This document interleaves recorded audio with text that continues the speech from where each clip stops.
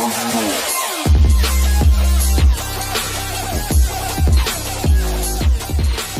everybody, my name is Hopkins and welcome back to my YouTube channel. If you're finding me for the very first time, don't forget to hit that like and subscribe button. So a few weeks back, I did a trailer reaction for a movie that I'd never really even heard before. And that was for the new Angelina Jolie film, Those Who Wish Me Dead, that is now playing in theaters and on HBOMax. So I had a chance to check out this film this weekend, and I thought the film was surprisingly pretty good. I'm going to get into a little bit of non-spoilers here before I get into my spoiler review, so don't worry about me ruining the movie here to start off this episode. So, I mean, the film, to me, I felt like the premise that kind of the whole thing is driven behind was only really explained in a couple lines of dialogue, so that's a little bit of a nitpick for me. But at the same time, it's really not needed a whole lot to kind of drive this story forward. But I thought Angelina Jolie, obviously, as always, is a tremendous actress, and I love a lot of things that she's in. Dating back all the way to when I first saw her in Gone in 60 Seconds with Nicolas Cage. I love that film too. So I was definitely intrigued by the trailer about on this movie because it was something, like I said, I never heard before. And when I saw that trailer, I was like, wow, this looks surprisingly good. And it was surprisingly good. I know, it's kind of getting some mixed reviews from critics right now. But to me, I thought there was a lot of good acting in this, a lot of interesting, tension for sure. I was on the edge of my seat in a few scenes for sure. I mean, and obviously the cast is rounded out here by, a pretty well-known cast that I didn't realize was even going to be in this film. We had Nicholas Hoult from, obviously he played Beast in the X-Men. He's also in this. We have Aidan Gillen, I think I'm pronouncing that right. He's also in The Dark Knight Rises in the opening scene when he's talking to Bane on the airplane. And of course, we got John Bernthal and Tyler Perry, who has a small role in this, but John Bernthal for sure. I mean, I was surprised to see the Punisher show up in this, so I was kind of like, all right, I'm digging the cast here. I'm digging the ensemble they've got going on here. And obviously the young boy, I believe he's played by Finn Little. I've never heard of that young man there, but I thought he did a very good job too, because there's a couple scenes in this movie he had to really, show some emotional, dramatic acting chops here. And I thought he did a great job of portraying some of the trauma that he had been through earlier on in the film. Obviously, it's pretty well known that the plot is out there a little bit as to what the story is about. Obviously, the little boy is on the run from a couple of assassins who are trying to kill him due to some of the information that he holds. And Angelina Jolie, who is a firefighter, or obviously a smoke jumper, is what I believe the actual title was, which I didn't even really know was a thing, that we have firefighters who jump out of airplanes, I don't know, for rescue, or whatever, how that might go, but I didn't know we had that. But anyway, it was an interesting thing for me. But anyway, I thought that the story in itself was pretty good.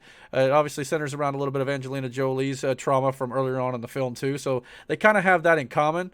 Her and the little boy that she's trying to help here, so they have a little bit of a bond as the film goes on as well. And I thought the way that they shot the violence in this film, there was, obviously the assassins here who are trying to kill the boy have a couple brutal scenes to where it's like, wow, that's dark. I mean, obviously I've seen a lot of, killings on screen and things like that, but there was just the way it was shot, the way it was done. I was just like, man, these guys are ruthless. And you really wanted to see these two villains get it by the end of this film, but I won't ruin that here before we get into the spoiler section. But yeah, I thought that the way the film was shot, I thought it was really well done. I thought it had, the story could have been maybe a little bit more about how this all, went down and how this all got started. But again, it's kind of a movie that you don't necessarily need that in order to tell the story that they were trying to tell. So in that regard, I'll give it a little bit of a break there. But with that being said, I'd like to get into a little bit of the spoiler discussion here. So I'm going to hit the spoiler warning. And if you guys have not seen Those Who Wish Me Dead yet, starring Angelina Jolie, please hit stop on this video right now and then come back after you've seen the movie, and then I'll get into all the spoilers after this.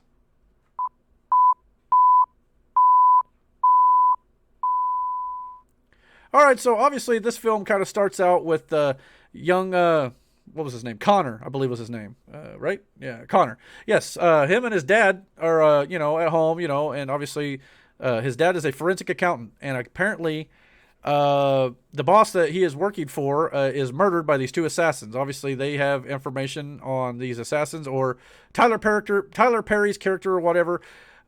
he's kind of the big bad of this, who sends these two assassins to kill this little boy's father, and obviously anybody who has any information on whatever they've got on whatever. I mean, they explain it a little bit in a few of the lines at the beginning of the film as to why they're after this man, and obviously the father goes on the run with his son to try to save their lives. But they really don't get into a whole lot of, what it is. It's just kind of like, hey, they've got information, we need them dead. Okay, cool. Nothing wrong with that, I suppose. That's enough for me. It got the ball rolling, so to speak. So yeah, basically after they got that out of the way, they're on the run, and they're going to go, try to stay safe with, I believe it was his was it his brother? I think it was his brother, John Bernthal, who is a law enforcement officer.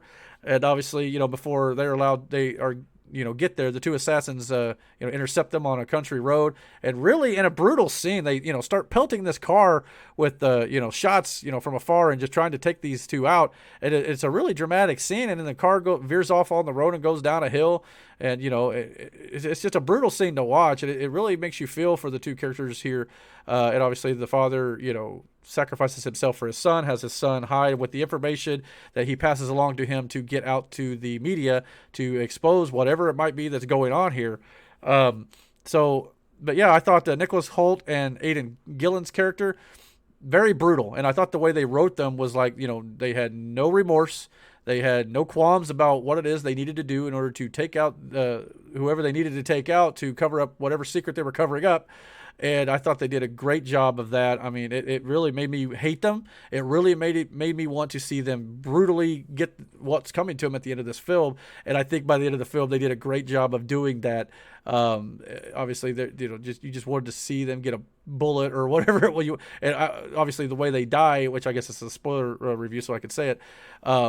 The Aidan Gillen's character gets shot by a pregnant woman who he tried to hurt, which is John Bernthal's police officer character. It's his wife, and she's pregnant, 6 months pregnant in the film.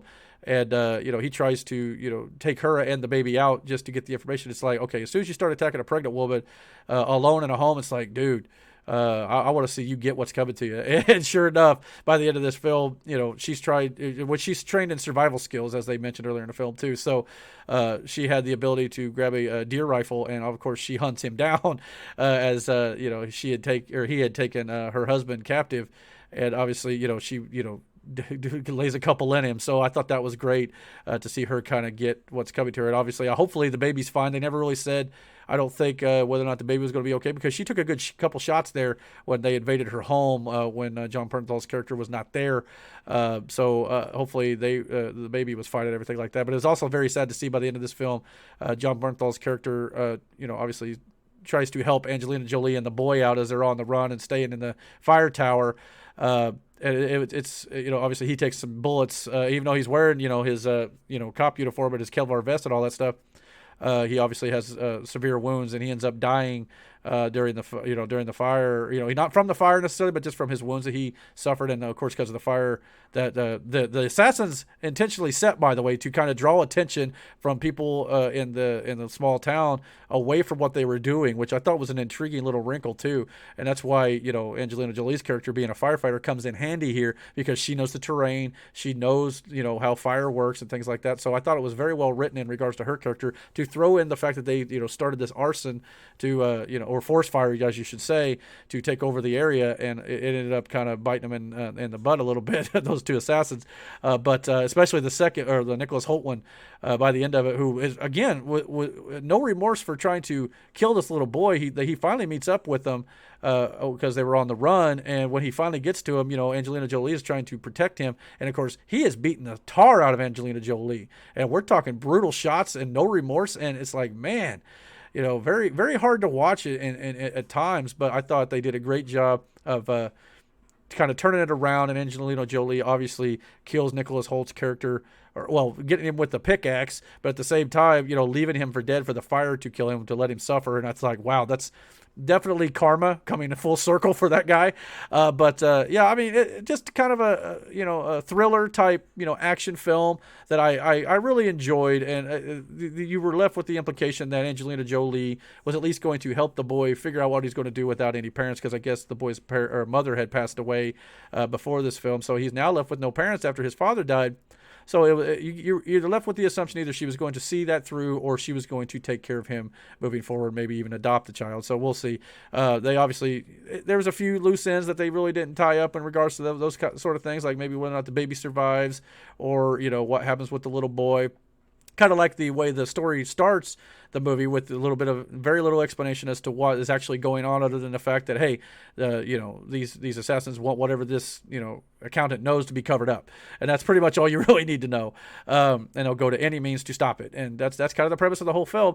But overall, though, despite those nitpicks, I think that the film was very well told, and I had a lot of fun watching it. It was a good watch, especially on HBO Max. Didn't have to really pay a big full ticket price for it or anything like that, so I enjoyed it for what it was. But what do you guys think about Those Who Wish Me Dead, starring Angelina Jolie? Comment down below. Please don't forget to hit that like and subscribe button. And don't forget to hit the notification bell so you get all the notifications about when I put up new content on my channel. And until my next video, guys, take care.